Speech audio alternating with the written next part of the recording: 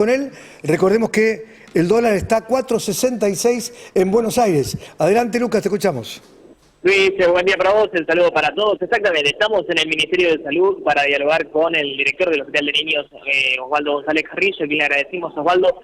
Estamos a solamente un día de los 20 años de una de las catástrofes más importantes en la Argentina, pero específicamente en nuestra ciudad de Santa Fe. Hoy te toca como director, o por lo menos llevar adelante la dirección del Hospital de Niños.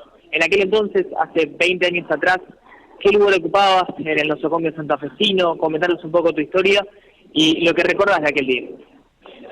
Bueno, hace 20 años yo en ese momento estaba en la terapia intensiva del Hospital de Niños, estaba como médico de guardia en la terapia y la verdad que bueno, ese día trae muchísimos recuerdos, uno no se acuerda normalmente de todos los días, pero esto sí.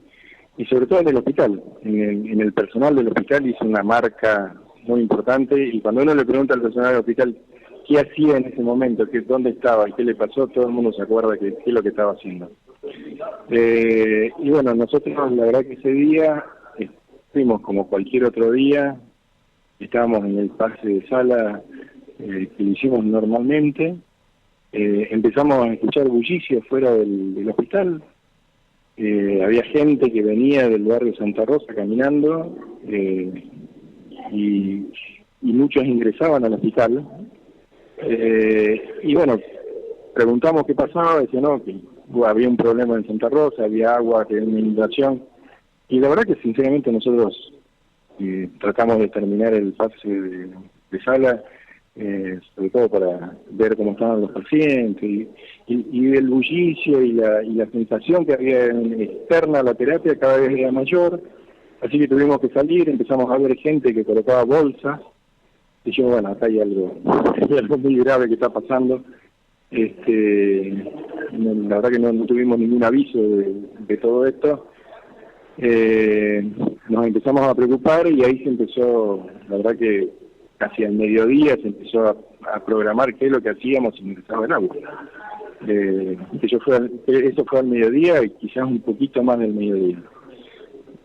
Bueno, después de eso se empezó a ver qué hacíamos con los pacientes, se distribuyeron los pacientes en distintos lugares del hospital, la verdad que es un gran problema y un riesgo con pacientes muy graves. Estos pacientes fueron al hospital italiano, muchos. Se abrió una terapia ahí, se recibió, en ese momento había una terapia en la clínica de nefrología, la clínica de nefrología, y se abrió una sala en el sanatorio americano. La verdad que bueno, el traslado se hizo muy bien, por suerte no tuvimos ningún paciente fallecido, pero bueno, nosotros nos dábamos cuenta que era muy difícil mantener una distribución de 3 terapias. Organizativamente era la verdad que un problema muy grande y no era lo mismo que tener una terapia bien, porque la verdad que se había desorganizado mucho. ¿Llegaste a tener contacto o por lo menos contacto visual en el momento de ingreso del agua al hospital? Nosotros, bueno, cuando nosotros nos fuimos, porque a mí me tocó irme y recibir los pacientes que iban ingresando a las otras terapias, el agua estaba llegando a la Madrid, estaba cerca de la Madrid. Y después la verdad que no tuve la oportunidad de ir al hospital y hubo mucha gente que fue, sobre todo lo que nos importaba primero, que los pacientes lleguen en condiciones, que no tengamos ningún problema con los pacientes, y tratar de rescatar todo el equipamiento que aparte lo íbamos a necesitar para el lugar donde fuéramos, porque sin el equipamiento iba a ser muy difícil poder manejarse, ya tanto sean los respiradores, los monitores. La verdad que bueno, hubo cosas que quedaron bajo el agua, por ejemplo, no hubo tiempo de desarmar el tomógrafo, se perdió un tomógrafo que era la verdad que muy buena categoría el que tenía el hospital y quedó completamente bajo el agua, que bien utilizado. Y hubo cosas de muchísimo valor que se perdieron. Pero lo más importante, bueno, lo que necesitamos, sobre todo tratamos de rescatar primero lo que necesitábamos por el paciente. Osvaldo, aprovecho estos minutos, está Luis Mino, está todo el equipo, ahora vengo en el piso, te voy a pasar el celular y seguramente mis compañeros van a querer hacer alguna consulta. Luis, te escucha el director del Hospital de Niños. Sí, Alejandra habla ahora. Lucas, doctor, ¿cómo le va? Buen día. ¿Qué tal? Buen día, ¿cómo están? Bien, bueno, escuchándolo y recordando tantas historias, ¿no? ¿Cuánto tiempo le queda todavía trabajando en el hospital? ¿O ya me parece que va cerrando una etapa? Sí, yo me tengo que tomar de licencia prejubilatoria el 12 de mayo. O sea, son 14 días que me quedan. 14 días que le quedan al frente del hospital y ya después se cierra una etapa. Y sí, porque, bueno, me tengo que tomar licencia prejubilatoria y bueno, todos tenemos etapas. Y hay etapas personales, etapas para el hospital. Y bueno, eso la verdad que hay que aceptarlo y siempre los cambios hay que aceptarlo con alegría, ¿no? Y cómo veo que lo toma con alegría y si mira para atrás, lo hecho me imagino que también, ¿no? Es un poco como contábamos estos últimos días con el doctor Poletti en el Cuyer, ¿no? Muchas historias y noches, me imagino, sin dormir también. Sí, la verdad que son, por ejemplo, yo ingresé en el 2014 a la dirección del hospital y son 9 años que uno tiene un montón de historia, un montón de cosas vividas dentro del hospital y la verdad que, bueno, empiezan a venir muchos recuerdos y la mayoría son, la verdad que son buenos. Hay cosas que uno no quisiera recordar, pero la mayoría son buenos. Y aparte lo mejor que ahora es que si va en un momento que el hospital se está ampliando, que va a tener muchos sectores nuevos. Es más, en cierto momento me dijeron si me quería quedar para inaugurarlo. Uh-huh. Y yo creo que lo importante no es quién lo inaugura, sino lo importante es que las obras estén, que el personal esté a gusto, que el personal esté como corresponde y que la gente esté bien atendida y que esté cómoda dentro del hospital. Eso es lo más importante. Después, quién lo inaugure o no, o sea, es secundario. Doctor, y en este momento venimos incluso Lucas habló con usted contando la situación del hospital por la cantidad de camas ocupadas, empiezan a haber muchas patologías de enfermedades respiratorias, ¿no? Fundamentalmente. ¿Qué respuestas le dieron desde el Ministerio de Salud? ¿Estuvo reunido? Sí, bueno, justamente estuvimos acá reunidos en el Ministerio de Salud para este tema. Y la verdad que la respuesta fue buena, sobre todo para la guardia. Nos dieron cargos para la guardia. Además estamos tratando de organizar la ampliación de la terapia, que lo hacemos todos los inviernos, pero estamos tratando de ampliar en 6 camas la terapia. Yo creo que para la semana que viene vamos a empezar a organizar todo ese tema. Uh-huh.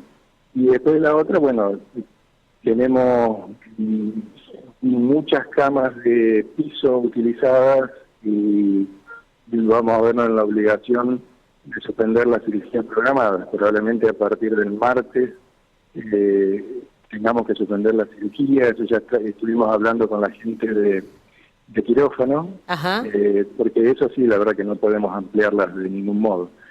Pero bueno, es algo que venimos haciendo desde hace un tiempo y que yo creo que con esta ampliación vamos a tener la posibilidad de tener un número mayor de camas y nos va a facilitar no tener que suspender la cirugía programada, que para nosotros es todo un problema, más que todo para nosotros y para la sociedad, ¿no? Que no podemos cumplir con la necesidad de la cirugía. Uh-huh. Entonces, en principio, pasando en limpio, el martes, si continúa todo así, estarían suspendiendo las cirugías programadas, pero sí se espera para los próximos días una ampliación de camas en terapia intensiva. Exacto. Más que todo, sí, el martes se van a suspender las cirugías. Ya está tomada la decisión. Sí, Uh-huh. Ya está tomada la decisión. Uh-huh. Para la semana que viene vemos la respuesta de la ampliación de la terapia, que vamos a colocar 6 camas más. Lo que sí queremos hacer, como va a haber muchas menos cirugías en quirófano, vamos a ver si a charlar con los anestesistas, porque lo que queremos acelerar son la cantidad de imágenes que tenemos atrasadas, sobre todo con resonancia y tomografía. Entonces, ese personal de anestesia que tenemos en quirófano, algunos va a tener que pasar a imágenes para aumentar la cantidad de resonancia. Bien, o sea, aumentarían la cantidad de resonancia. En cuanto al personal, digamos, porque teníamos problemas con las guardias pediátricas. ¿Eso continúa? ¿Hubo alguna forma de acomodar el personal, los recursos humanos para cumplir con la demanda? ¿O esto también forma parte del combo? Y forma parte, sí, porque hay que ir acomodando. El gran problema es la falta de médicos pediatras, ¿no? Claro. Es todo un tema ese. ¿En qué porcentaje están en déficit de pediatras? Y nosotros el déficit lo tenemos sobre todo los fines de semana. Sí. Y sobre todo el día domingo.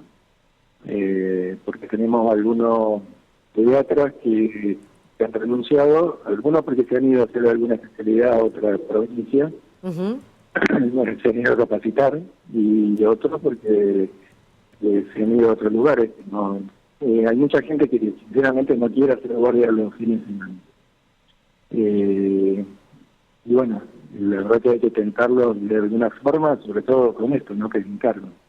Claro, es una realidad, digamos, no les conviene. Y sí, exactamente. El tema lo que es prestación de servicio muchas veces no le es conveniente porque, estaba hablando con Lucas recién, el médico con lo que cobra tiene que pagar aparte del arte curar, tiene que pagar el monotributo, y del sueldo le queda un porcentaje mucho más bajo. Claro. Es una realidad que si afecta a todos los hospitales, encima estamos hablando de la ALASIA, el impacto es mucho más grande todavía, ¿no? Exactamente. Doctor, bueno, a esperar entonces la semana que viene, ¿en algún día en particular le dijeron que se define el tema de las camas de la terapia o no? Y yo creo que para el martes ya tiene que estar definido. Bien, bárbaro. Doctor, le agradecemos mucho. Bueno, no, por favor. Un abrazo grande. El doctor Osvaldo González Carrillo, gracias Lucas, sirvió muchísimo por un lado todo el repaso de lo que vivió en primera persona, el recuerdo de uno de los grandes protagonistas de lo que fue la inundación de 2003 con el trabajo en el Hospital ALASIA, ¿no? Y ahora con la actualidad, con la realidad que tiene el hospital de enfrentar un combo que es más demanda, pocas camas y poco personal. No le conviene a los médicos hacer guardias. Y brindó una información importante, Cata, que tiene que ver con que el martes que viene se van a cancelar las cirugías programadas, se van a suspender, exactamente. Sí. Así que bueno, la información tenía que estar en aire como siempre, las noticias en aire primero siempre. En todo lugar, en todo momento.